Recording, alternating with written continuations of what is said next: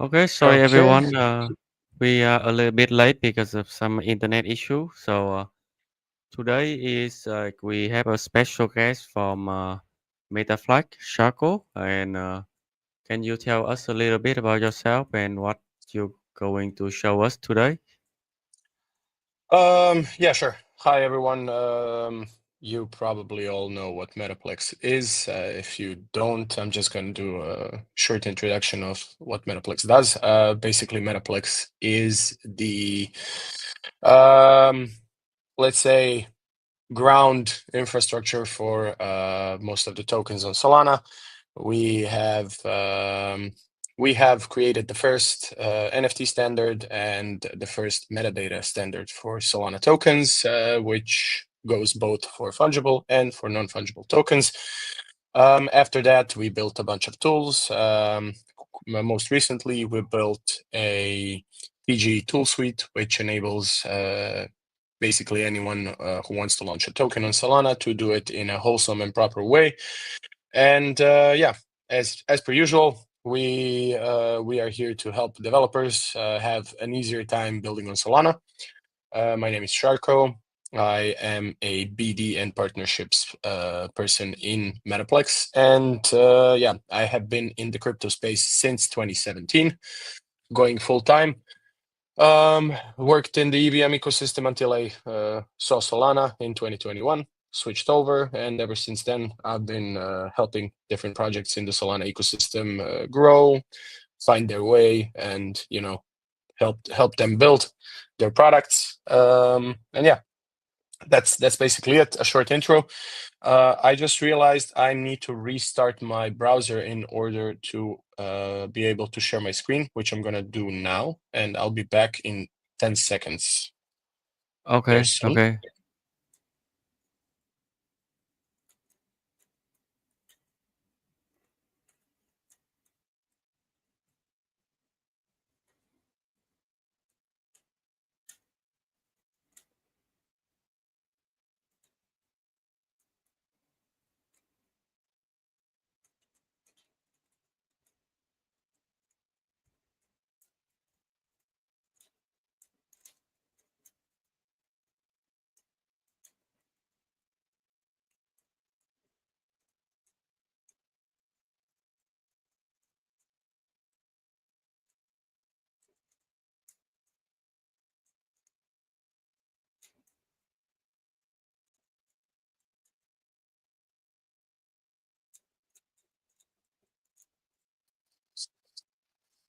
Okay, welcome back. Thank you. Okay, this should be working now. Yeah, and yes, it does. So let me try and share. I guess you can see my screen, right?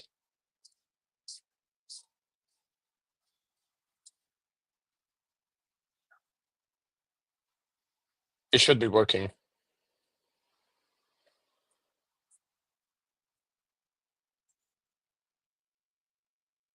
Let's try it like this. Okay. Can you just confirm that you can see my screen? Yeah, yeah, I can see it. Yeah, the stream. Let me check the stream a little bit. Sure, sure.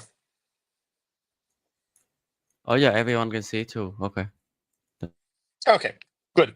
So yeah, hello everyone. As I said, Sharko here from Metaplex, and today I'm just gonna do a quick rundown of how Metaplex powers gaming in Web3. I'm probably gonna be talking about some things that you already may know. But since I have a feeling like there's gonna be some beginners who maybe don't know some of the stuff, I'm just gonna go quickly through some of the historical stuff, some of the basic things that you might know, and then cover the technical aspects and how and what you can use from Metaplex to actually power your Web3 gaming journey. Basically, this is a presentation that I did a while back during the Startup Village, and the focus of it was basically showing everyone how Web3 gaming is different from Web2 gaming, and then talk about some of the ways how you can build. I'm guessing this crowd probably is well known in gaming. Either you are game builders or you are gamers or game enthusiasts. So I'm guessing there's enough of you in the crowd to know how gaming progressed through the past. But how it basically progressed is we went through the age of arcade games, switching to consoles, which then turned into online, going into mobile games, and then free-to-play games. The most recent installation coming from the Web3 world was play-to-earn. And this is one of the aspects that is the most debatable, because the play-to-earn model, well, showed to be not very efficient. And since it came out, me personally, but probably most of the space, is yet to see a successful and efficient play-to-earn model. Going away from that, what would be crypto gaming? That's basically integrating a blockchain component into any game. That can mean a lot of things, but in simplest terms, that means that you have an in-game asset or assets which are stored or using blockchain technology. That basically means for any developer that you use smart contracts for either some logic in the game or any management of any asset. Any Web2 game can be turned into a Web3 game simply by inserting either an asset or any mechanic that uses blockchain technology. When we talk about the features of blockchain technology, there's several when we're talking about gaming. One of the biggest ones that basically drew me into the Web3 space back in 2017 was this promise of true digital ownership through NFTs. And I'm just going to tell you a short story about why this was special for me. So before I went into gaming, before I went into crypto, I was a big gamer and a big game enthusiast. I used to play a lot of video games. I also used to play professionally, semi-professionally, and I was always looking at gaming as something that's probably going to be a big part of my life forever. And back in the day, I think it was 2012 to 2014. There was a big emergence of skins, in-game skins, which was a big economy back then. And to this day, it's probably the biggest revenue driver for most of the games. My biggest my biggest con or minus to all of these games was the fact that all of these assets, all of these skins, were never actually yours. So, just an example: the emergence of Counter-Strike skins back in the day opened up a big market. First of all, the market of skins, just buying and showing off your skins and playing with them in the game. But then the next step was well, it was betting or gambling with these skins because they accrued a lot of value, a lot of interest. And then a secondary market was formed where players could basically wager their skins on certain outcomes of certain professional matches. The biggest issue there was that when you're playing Counter Strike and when you have these skins are never fully yours. Even in the rules or the bylaws of Steam, you can find that they can basically do whatever they want with all of those skins. They can take them away, they can delete them. You are not fully in control of them, which turns into a big issue if you either really care about them or if you accrue a certain amount of value, which is not insignificant. Then it can really easily turn into a problem. Also, on the other end, this secondary economy, which started forming, had big problems with basically enabling different features, different kinds of actions, just because you couldn't escape that closed system, which was the Steam system. Um, when I heard of NFTs, when I heard of blockchain, my biggest wow moment was the fact that you could be truly the owner of the asset. You could have it in your wallet. No one can take it away. No one can delete it. And you decide what you want to do with it. So for me, these characters, weapons, land, and whatever was there, in that moment became very much interesting. If this promise of a decentralized gaming world was about to happen. Um, the second thing was the monetization part, which for someone who plays a lot of games and who used to have a lot of skins, a lot of value accrued through these games, meant that I could possibly actually earn a living through just playing games and not being a professional gamer, but just someone who actually loves to play games and loves to explore, loves to collect, and just have these items stored and then maybe sold and then maybe traded and whatever. The other thing was the potential of actually using these assets across multiple games. Because when you think about it, if an asset is stored somewhere externally, away from the game itself, and it's an external system that anyone could tap into, then it opens up a door to a world of interoperability where basically any game could just interact with that asset and say this asset will be acknowledged in this game, and it can be used because it's stored on the chain, and we can index it, we can show it, and we can use it. There's also like one of the biggest parts to the whole blockchain world, which is the decentralization part, which is basically the promise of a community governed world where everyone who is a participant of that world has a say or a vote in the whole thing, which also comes nicely when you think about some of the game mechanics or some of the things that you could do in gaming.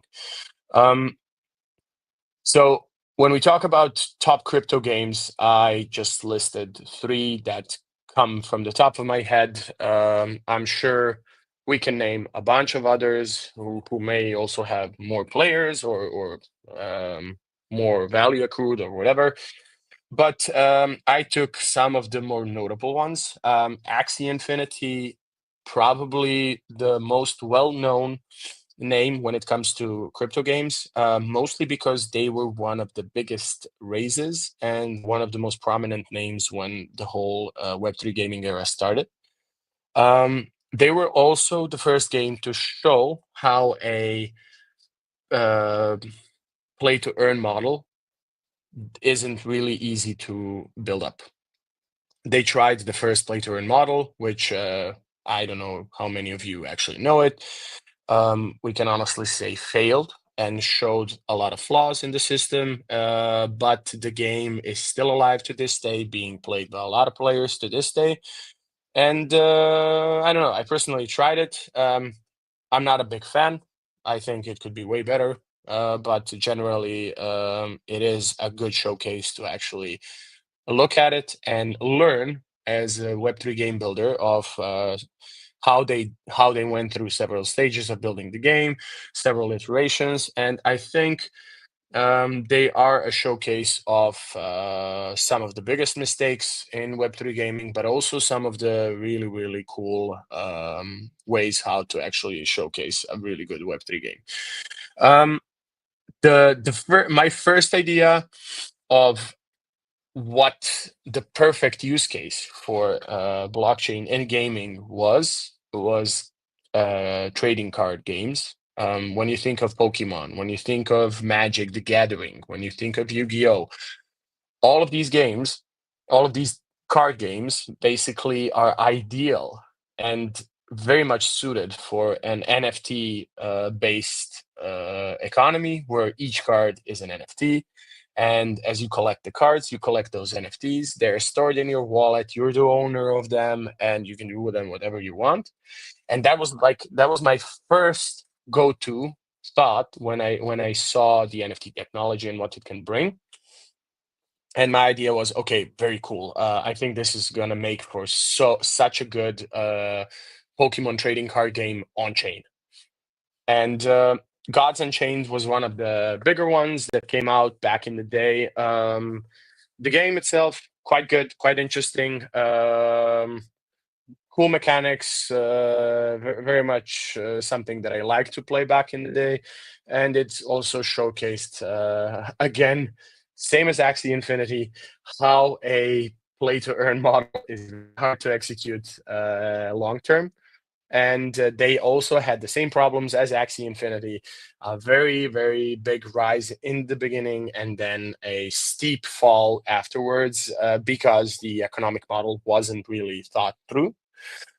And then we come to probably the biggest game that's coming out currently, and it's called Star Atlas. It's a Solana-based game, which is a huge world built on blockchain technology using several kinds of economic models through token, with in-game assets being NFTs. And I personally am very, very interested in seeing how this game fares because from a economic model, considering the token, they are trying to replicate a real world supply and demand economic model in the game, plus some additional very interesting models that they are doing. But generally, this is probably the biggest game in terms of development that we have seen so far in the crypto space. When we compare traditional Web2 games and Web3 games, there's a big, big, big difference. I just went with the simplest example: two trading card games, Hearthstone versus Gods Unchained. As you can see from just from these numbers, the market cap of Gods Unchained, not even 40 million, while the revenue of Hearthstone is almost $1 billion. The MAU is just incomparable. And there's always the question why. I think the biggest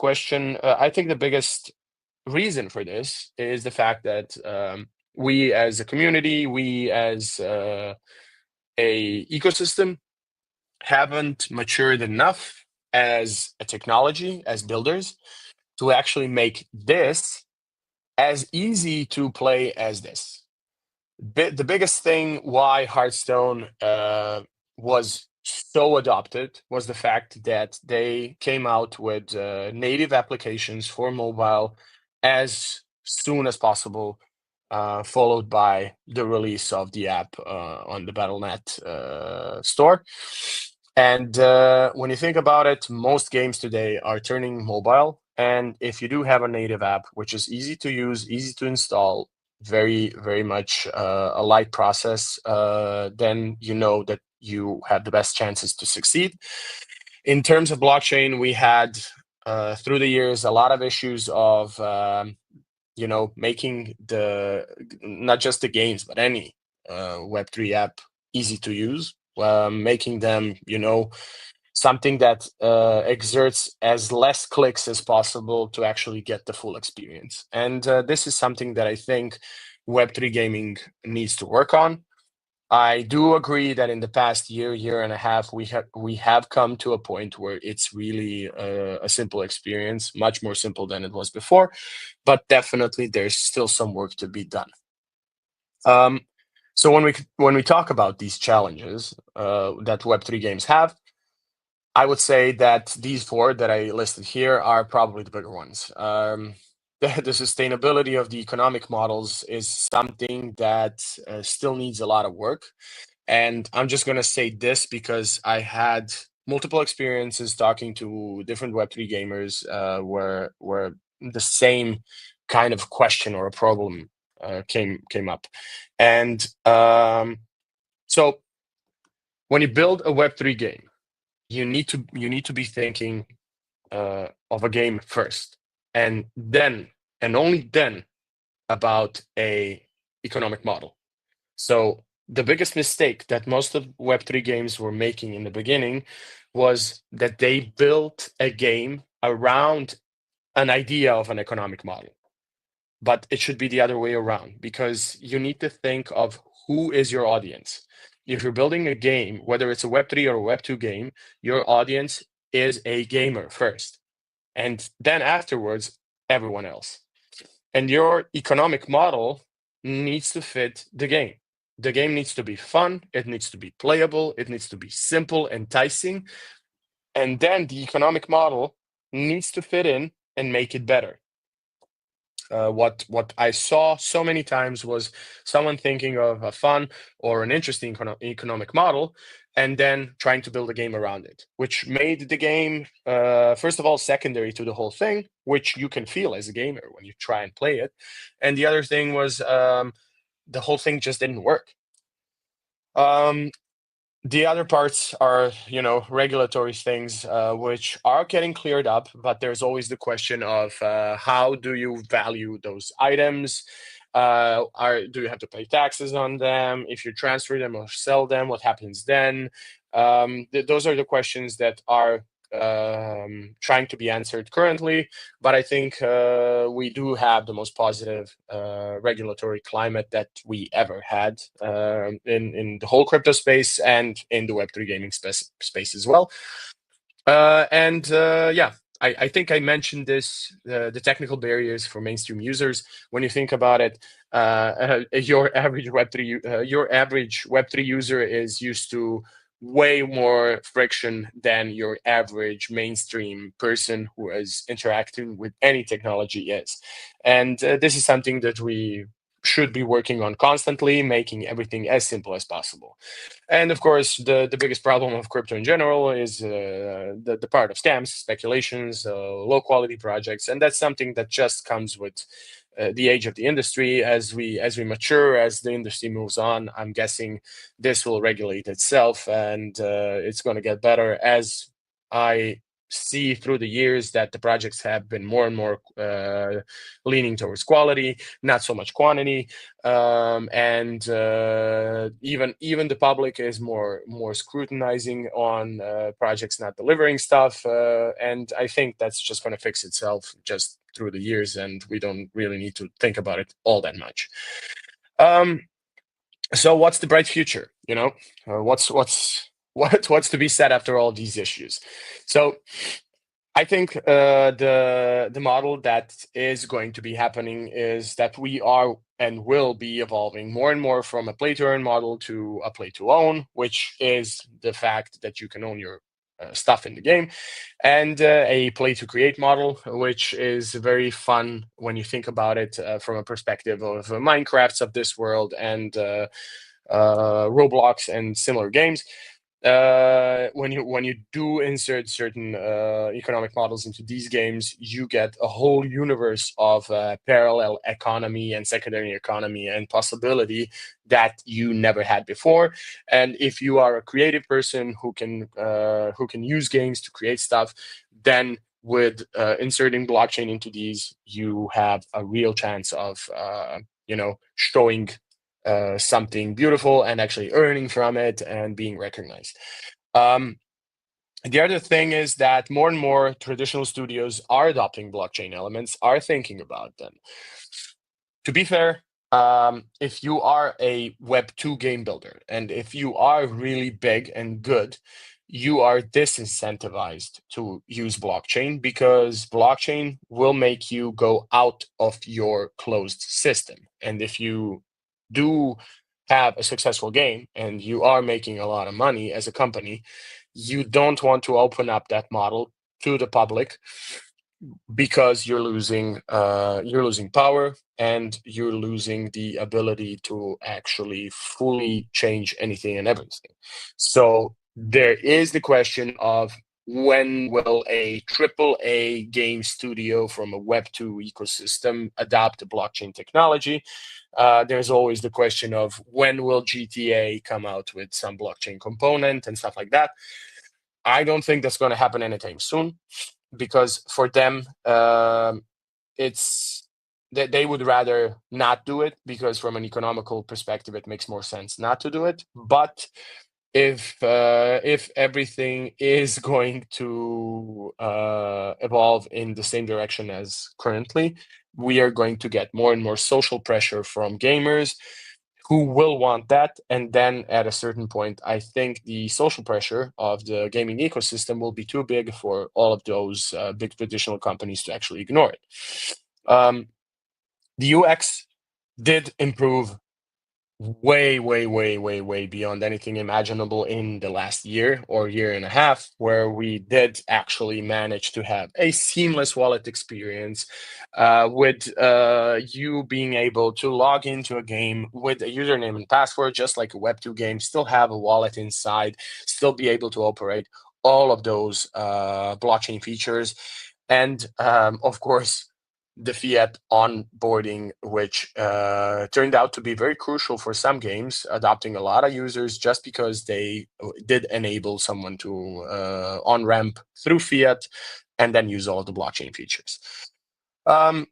The last part is probably the most important part for the future development. The integration of AI and blockchain for these user-driven games is something that is probably going to change not just the Web3 gaming space, but I'm guessing like the whole gaming space. But definitely the convergence of AI and blockchain is probably one of the most the most perfect symphonies that you can find currently in the technological world.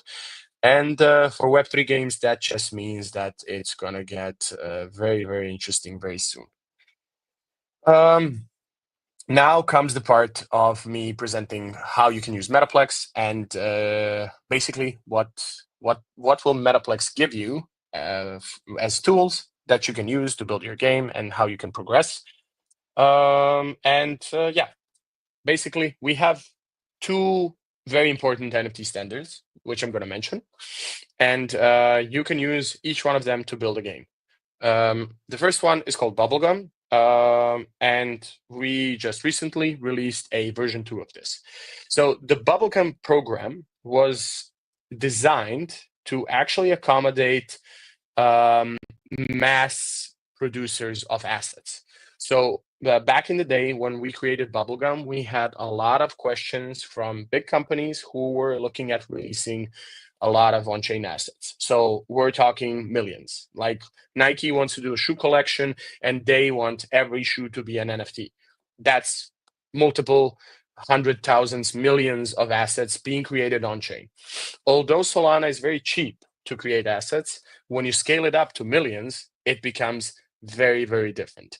And for a company like Nike or for a Starbucks or for whoever, this number isn't very insignificant. So we had to think of a way how to actually make that possible while still having these assets on chain to a certain degree, but make them cheap.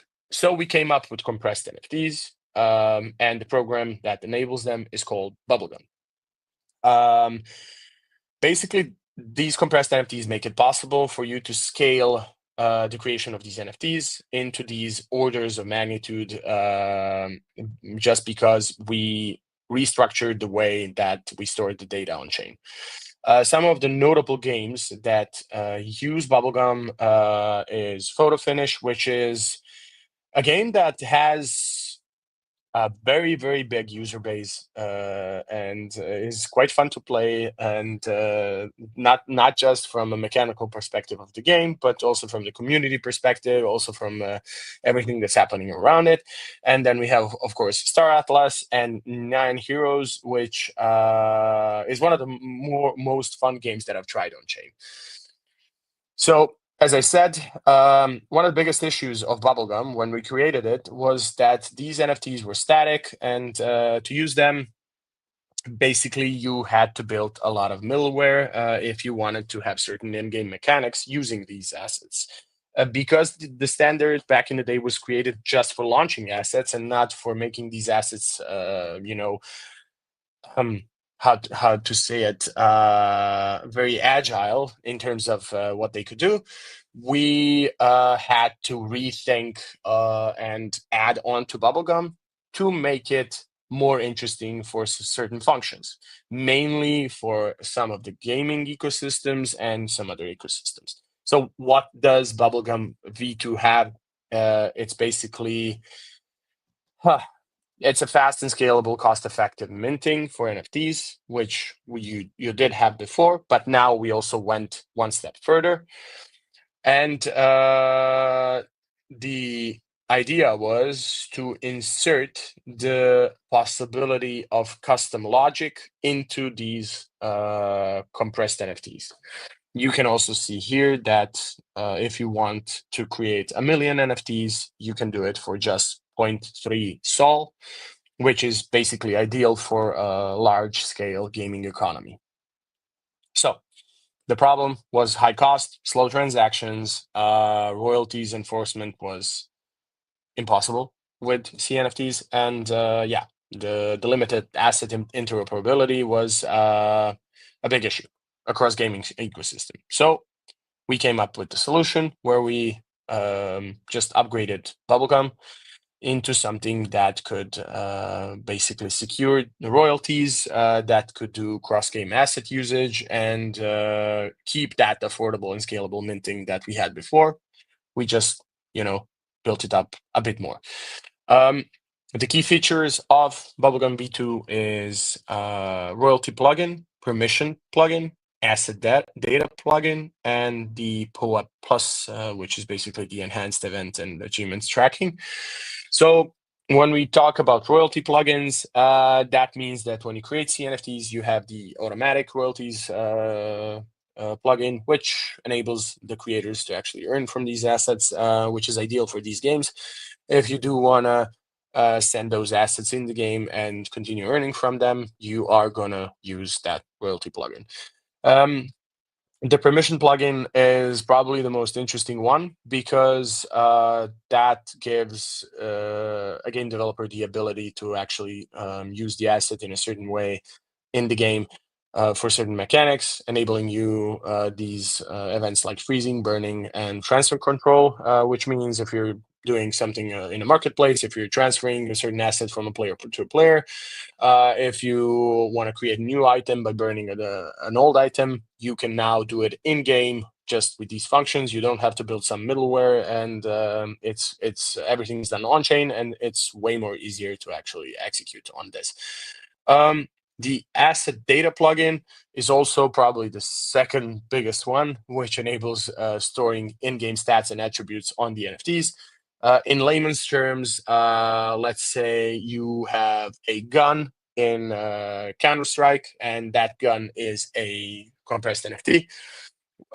You could potentially store the number of kills that you have. You could store the number of times it was sold, the number of times it was dropped, picked up, whatever.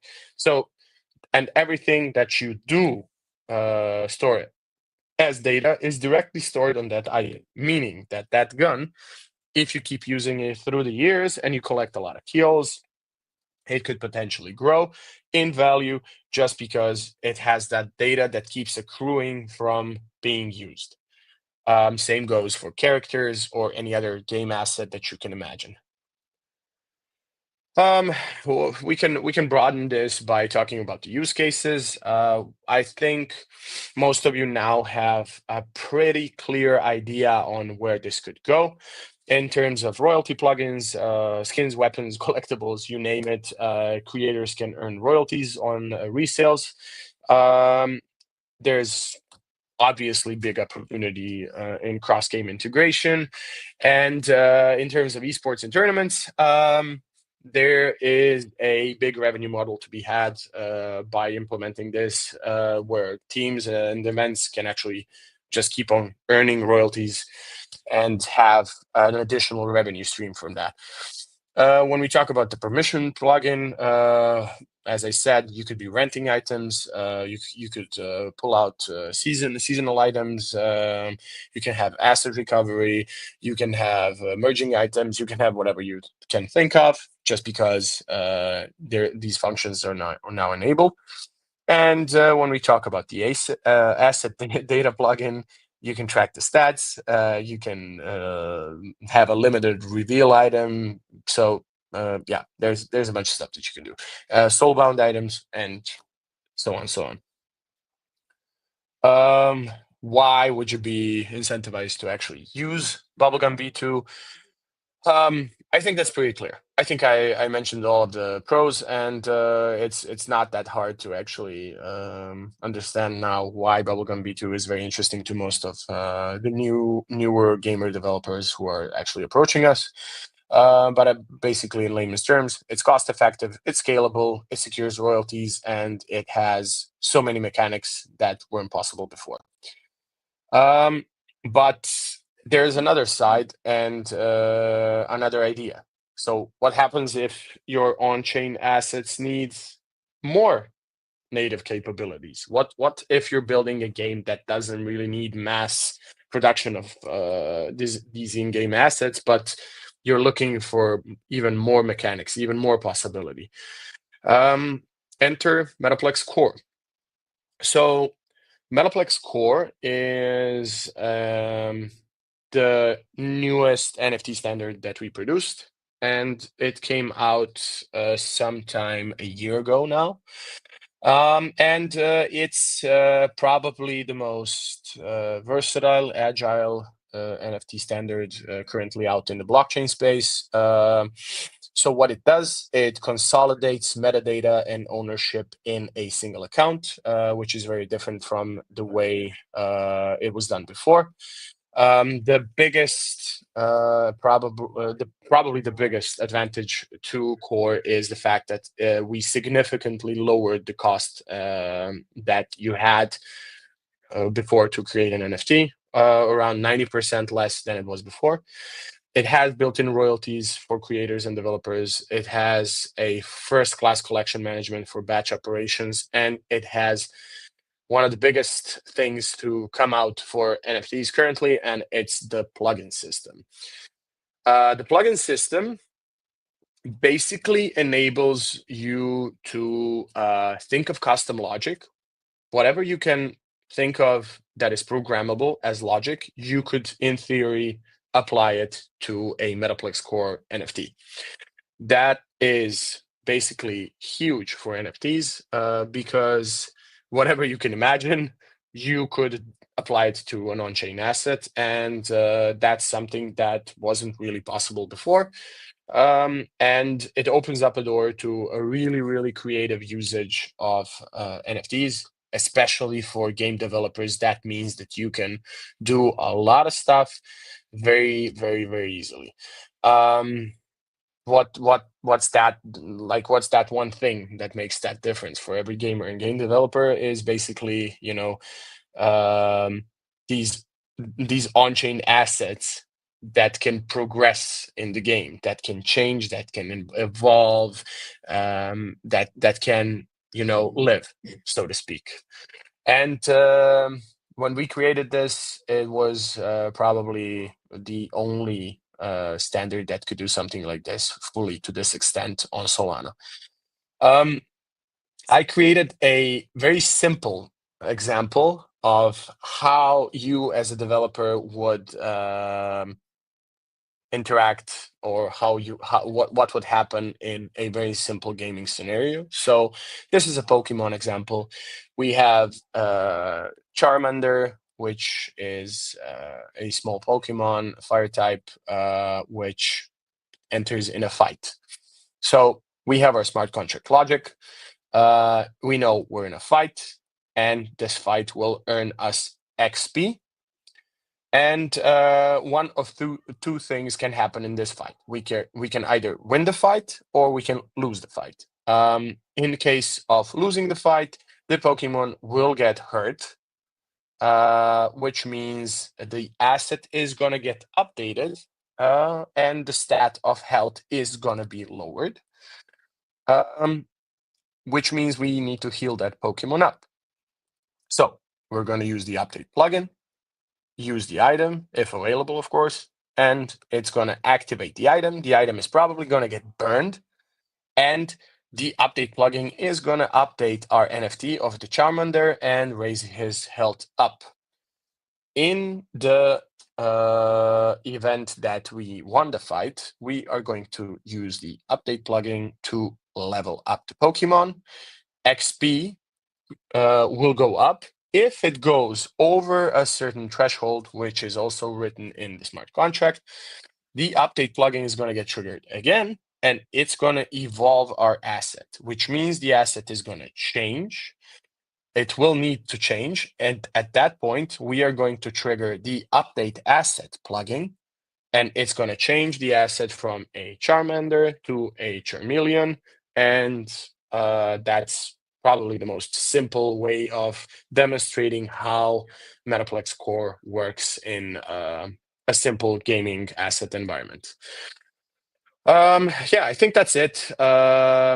If you do have any questions, this is my contact. My Telegram and my Twitter are the same, and it's listed here. If you need any help in terms of how to implement some of this stuff, feel free to go to the Metaplex Developer Hub.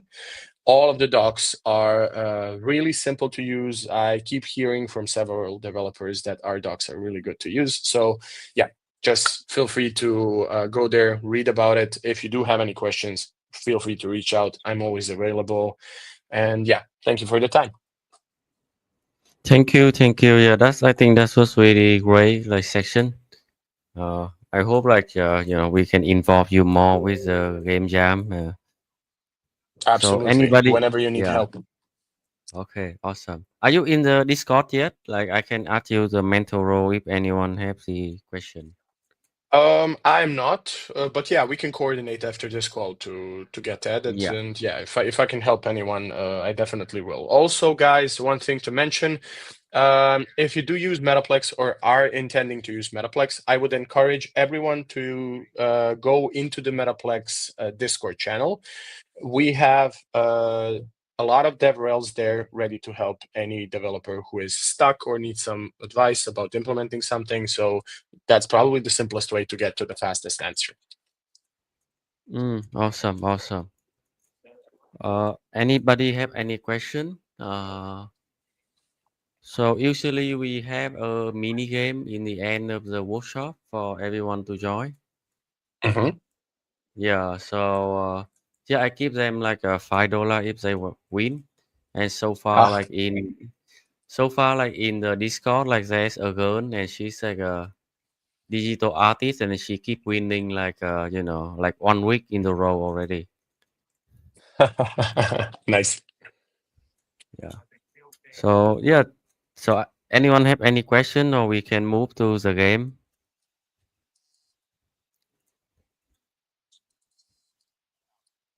So this is like quite outdated information on the Metaplex. So I haven't updated the bubble stuff like you just mentioned. Okay, we have a lot of question here. Wait before the game. What are your thoughts on decentralized land in terms of community engagement? Do you believe its user-driven ecosystem and government model foster long-term participation and growth? Um, that's a very hard question. So generally, I think anything and everything needs to be user driven. If you're building a product and it's not user driven, then you're probably doing something wrong. Um, Depending on what type of, in this case, depending on what type of game you're building, this user-driven narrative is either going to be pivotal and very important, or it's just going to be an addition to what you already are doing. So it's a case-by-case basis, and I don't think there's a right answer to this. Usually, if you're a game builder and you're very creative, you are probably able to build something really awesome, and be successful at it without actually needing that user feedback and that user-driven narrative. But if you are doing that right, you are gonna get users. The whole system is gonna get user-driven just because it's good, and at that point, it just turns into the same thing. So I don't know. Hmm. What is your opinion on Vosac and Thorn? How do you see it integration with the Thorn ecosystem influencing adoption or utility? Well, to be honest, it's hard to talk about the Ton ecosystem because I don't know a lot about it. I have met some Ton builders. I have been to some of the events, but I'm not that much involved in the ecosystem, so I don't think I can give an honest answer to this.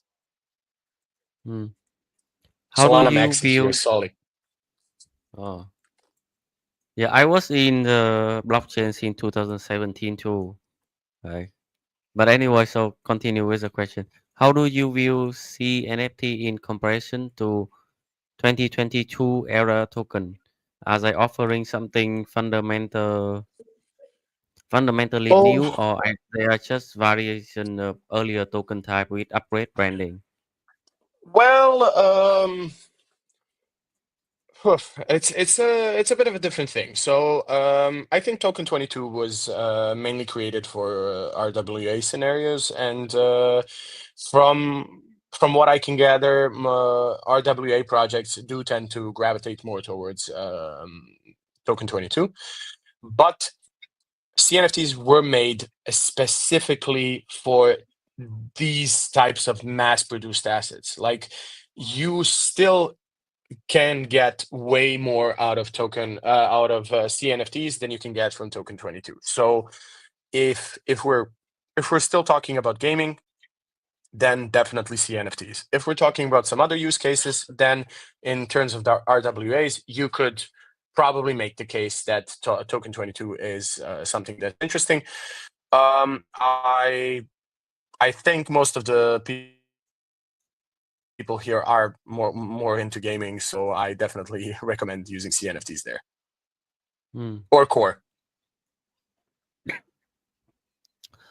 From play to earn perspective, which model do you believe is more sustainable and engaging? A small scale simple game with focused earning mechanics, or a large scale game packed with community feature and expanding expansive world building? Um, well, that's something that definitely depends on what type of game you're building. I would generally always look at building something long term. I think the biggest mistake that most of these games who were doing these early play to earn models made was constructing them in a way where if you were an early adopter, you had a lot of economic incentive and you would earn a lot in the beginning.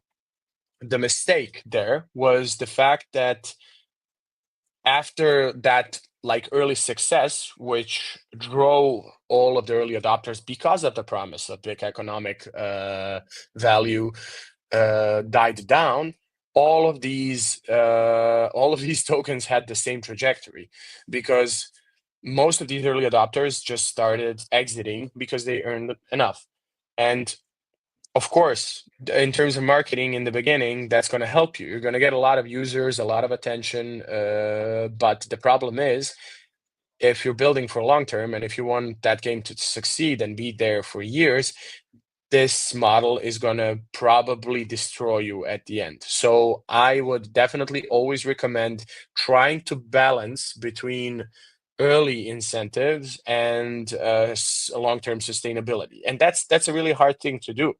And I would always recommend any game builder, if you are not really good in game theory, if you're not really good at tokenomics, find someone who is and try to create that sustainable model for a long-term usage, and always think of what happens in 3 years, what happens in 5 years, because it's so simple to drop a token and give it to everyone. It's the easiest thing ever. And you're going to get some users in the beginning, but you're probably just going to end up, losing all of the value after like a month or 2 or 3, who knows. But yeah, I would always recommend building long term. Yeah, thank you. What's your advice for the early bird who are new into game dev stuff and like solo dev? My advice is go to the Metaplex Developer Hub, start reading about how to implement our protocols. Most of this stuff is really easy. Even if you're not a really good developer, you're gonna probably find out that it is very simple to build with Metaplex. So my advice is go to the Developer Hub, read some of the stuff that we have on it. Join the Discord, ask questions, try stuff out. Don't be scared of building something and seeing how it pans out, and you'll be surprised of how fast you'll progress. Hmm.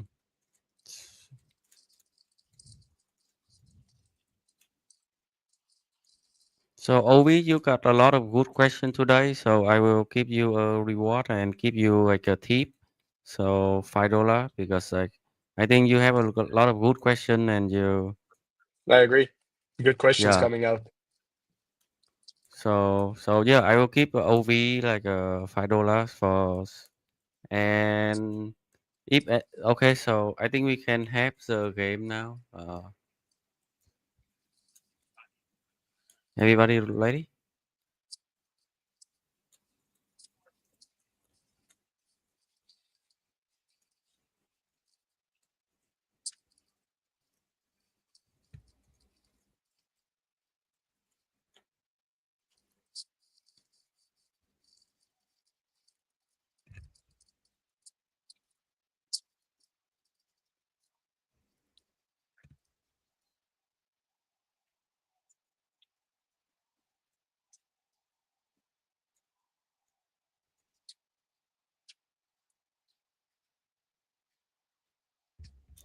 So if so, maybe Sayu will win again.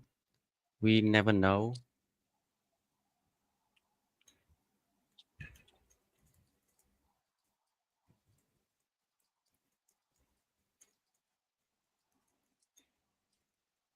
Guys, you need to know this one.